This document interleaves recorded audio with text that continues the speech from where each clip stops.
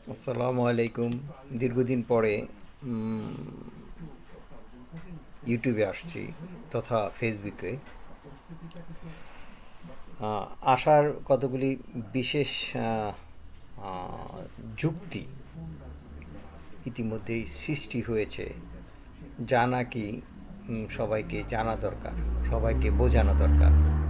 এটা না বোঝানো না গেলেও অন্তত পক্ষে উপস্থাপ প্রেজেন্ট করা দরকার, উপস্থাপনা করা দরকার, যেন মানুষ যেন ডাইভার্সিটিটা বুঝতে পারে। একদিকে দৌড়ালে চিলে কান নেওয়ার মতো অবস্থা। আমি যার আমি যাদের কথা বলছি তারা হচ্ছে আমার সমবয়সী, মানে পাকিস্তান পিরিয়ডে যাদের জন্ম। আমি পাকিস্তান পিরিয়ডে ৬২ সনে আমার জন্ম হলেও আমি অ্যাকচুয়ালি ১৯৬০ সালে আমার জন্ম।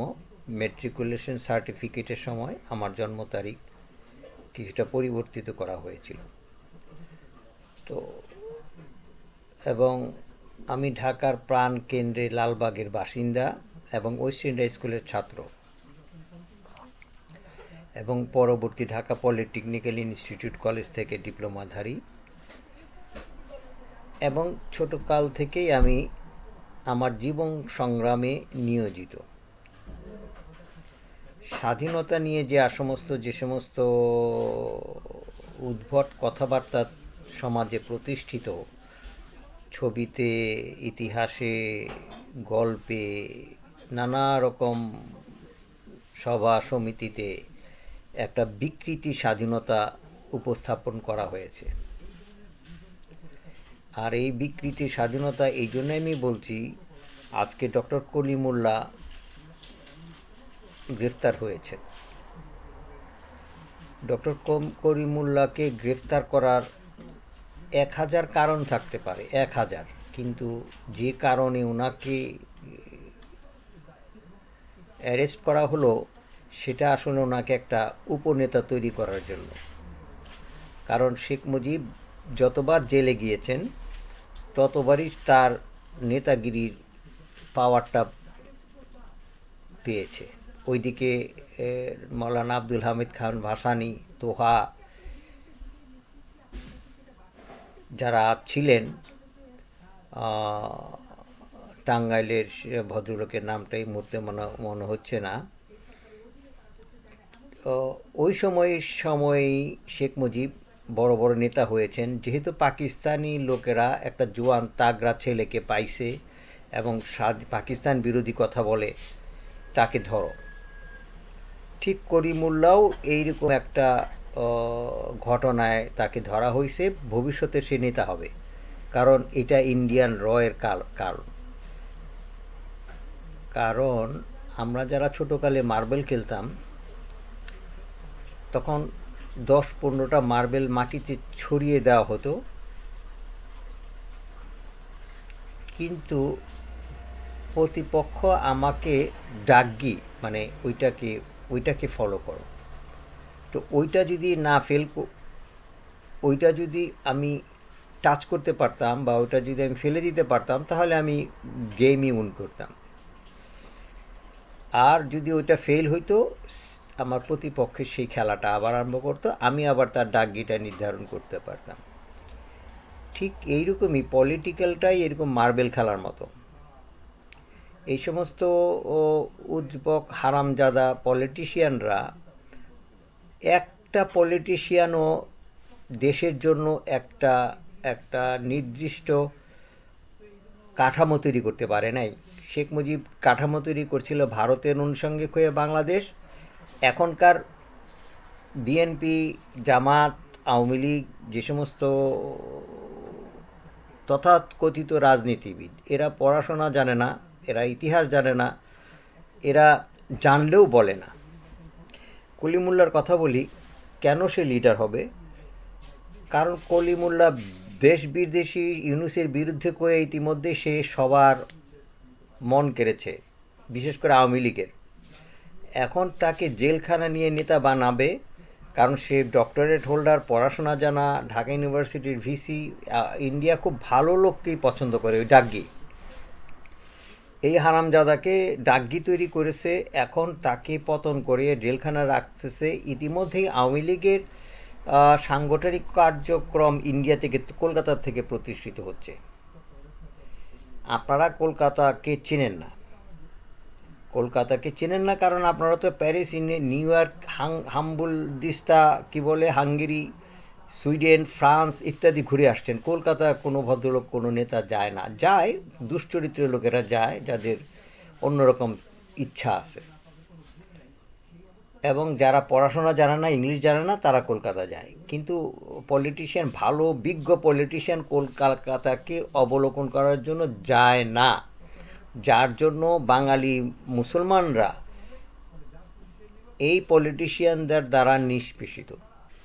আমি কলিমুল্লার কথাই বলি, কলিমুল্লা শেখ মুজিবের মতো নেতা হবে, কারণ ভারত তাকে জেলখানা পচাবে, ওখানে সে বইপত্র পড়বে, এদিকে আওয়ামী লীগের নেতারা আবার একটা পাল্টে ইলেকশন করবে, কলিমুল্লাকে নিয়ে জেলখানা থেকে ছাড়বে। এখন যেটা উচিত, ভারতকে শিক্ষা দেওয়ার জন্য কলিমুল্লার মানে দেশদ্রোহিতার জন্য তাকে ফাঁসিতে ঝুলাইতে পারলে ইন্ডিয়া শিক্ষা হবে। ওই যে বউ মেরে ঝি শিক্ষা একটা কথা আছে না, যদি কলিমুল্লাকে মৃত্যুদণ্ড দেওয়া হয়। এখন আমি ইলিয়াসের কথা বলতেছি, আরে ভাই, জেলখানা মাইরে ফেলাও না, বউকে ঝি মেরে বউকে শিক্ষা দাও, ইন্ডিয়া শিক্ষা পাবে। কারণ এই সমস্ত নেতাগুলিদের কোনো প্রয়োজন নাই, এরা পড়াশোনা শিখছে আমাদের ধর্ম বিক্রি করার জন্য, আমাদের দেশকে বিক্রি করার জন্য। এখন কথা প্রসঙ্গে আরেকটা কথা বলি। আমি আমি জানি না আমি কেন ভিডিও করি, আমি আমাকেই শান্তি দেওয়ার জন্য আমার ভিডিও আমিই দেখি। কারণ আমি গত 1 বছর আগে কলিমুল্লাহ আর মাসুদ কামালকে গ্রেপ্তার করার জন্য বলছিলাম, এদের কথাবার্তা ভালো না। এখন তৈরি হচ্ছে মাসুদ কামাল। পার্টিশনের পরে দিয়ে, 47-এর পরে দিয়ে বাংলাদেশ থেকে যত হিন্দু কলকাতায় বিতরিত হয়েছেন, তারা আমাদের মতো কলকি খায় না, আমাদের মতো গাঞ্জা খায় না, আমাদের মতো ডাগ্গি পছন্দ করে না। তারা ঠিকই সংগ্রাম করে প্রতিষ্ঠিত হয়েছে। ভাই, যারা প্রবাসী থেকে, স্বদেশী থেকে প্রবাসী হয়, তারা অনেক জ্ঞানী হয়, অনেক পরিশ্রমী হয়, কারণ ওদের বসে থাকতে চলে না। কারণ কলকাতা, যারা বাঙালি স্বদেশী ছিল, তারা কলকাতায় গিয়ে প্রবাসী হয়েছে, তো ওদের লক্ষ্যটা তো বাংলাদেশেই। সুতরাং ওদের তীক্ষ্ণ, ওদের বুদ্ধি বিবেচনা আমাদের বহু ঊর্ধ্বে, কারণ ওদের সারা দিন পরে রাত্রের চিন্তা বাংলাদেশ। এখন শেখ হাসিনা এবং তার 300 জন এমপি টাকা পয়সা নিয়ে কলকাতায় প্রতিষ্ঠিত। 47-এর পরে নিঃস্ব হিন্দুদের যে পলিটিক্স, তার চেয়ে অনেক উন্নত পলিটিক্স হবে এখন আওয়ামী লীগের পক্ষ ধরে, কারণ তারা পয়সাওয়ালা এবং সংখ্যাগরিষ্ঠ অনেক বেশি। বাংলাদেশ থেকে ওদেরকে কি বিতাড়িত করে নাই? ওরা বিচারের সৎ মানুষ বিচারের সম্মুখীন হয় যে তার বিচারটা সুষ্ঠুভাবে অর্জন। ওরা তো বিচারেও আসে নাই। ওরা যদি 60% সৎও থাকতো, তাও তো বিচারের আওতাধীন হতো। ওরা বিচারে আসে নাই, ওরা কলকাতা পালাইছে এবং ইন্ডিয়া ওদেরকে দ্বারা প্রতিষ্ঠিত। তবে ধর্মের কল বাতাসে লড়ে, মোদির আর সেই ক্ষমতাটা নাই। কিন্তু কলকাতার পশ্চিমবঙ্গ সরকারও কিন্তু এত বন্ধুপ্রীতিম আমাদের জন্য নয়।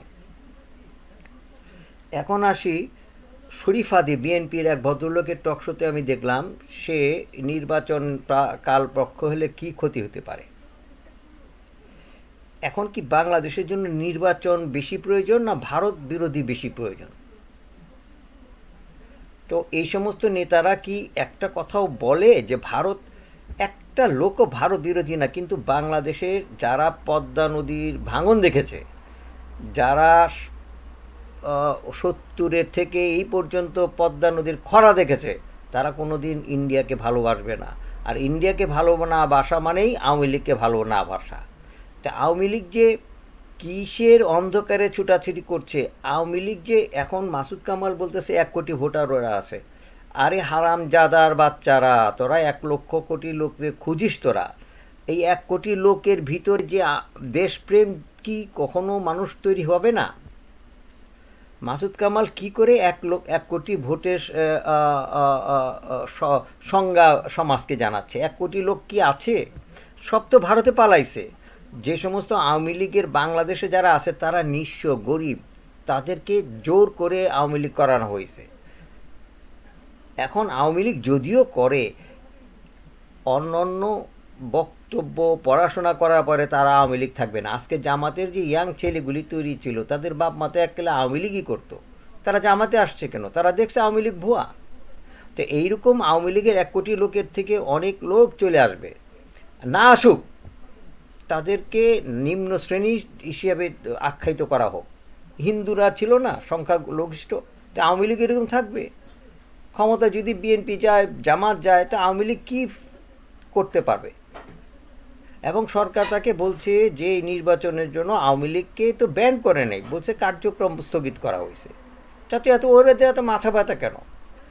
আমার মাথা ব্যথা এটা হলে মাসুদ কামালের সেই 1 কোটি লোকের, এখন মাসুদ কামাল যে রয়ের লোক এটা প্রকাশিত।